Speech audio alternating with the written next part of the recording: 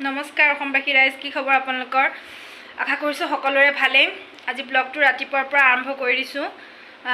ৰাতিপুৱা আৰম্ভ কৰি দিলোঁ। আজি হ'ল আমাৰ দেউতাৰ বছৰেকীয়া শ্ৰাদ্ধ। দেউতা মানে মোৰ শহুৰ দেউতা হ'ব।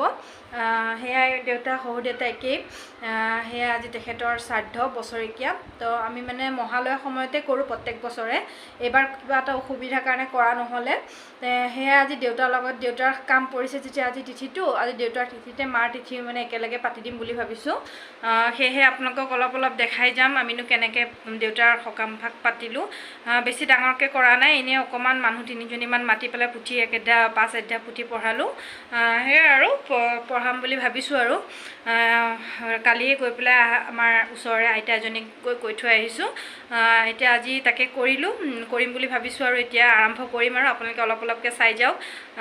কিবা ভুল ভ্ৰান্তি হ'লে একো বেয়াকৈ নক'ব আৰু। নাজানো যিহেতু আমাক কোৱা মানুহ তেনেকৈ কোনো নাই। আমাৰ তেখেতৰ দেউতা বা মা কোনোৱে নাই, খুব সৰুতে ঢুকাইছে আৰু সেয়েহে ঘৰত ডাঙৰ বুলিবলৈ কোনোবা এজনে যে কিবা শিকাই দিব তেনেকৈ ক'বলৈও কোনো নাই আৰু সেয়েহে আৰু এনেকৈ আমি যিখিনি পাৰিছোঁ কৰোঁ আৰু বুলি ভাবিছোঁ।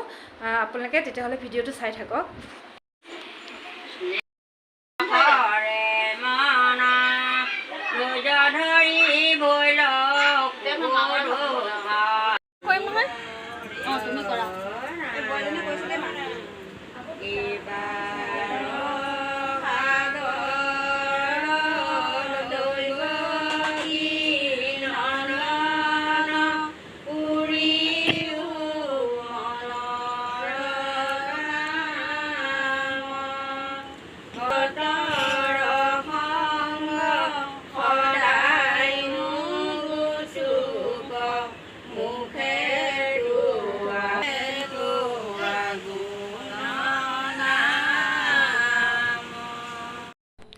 মা দেউতাৰ সকাম ভাগ ভালকৈ হৈ গ'ল।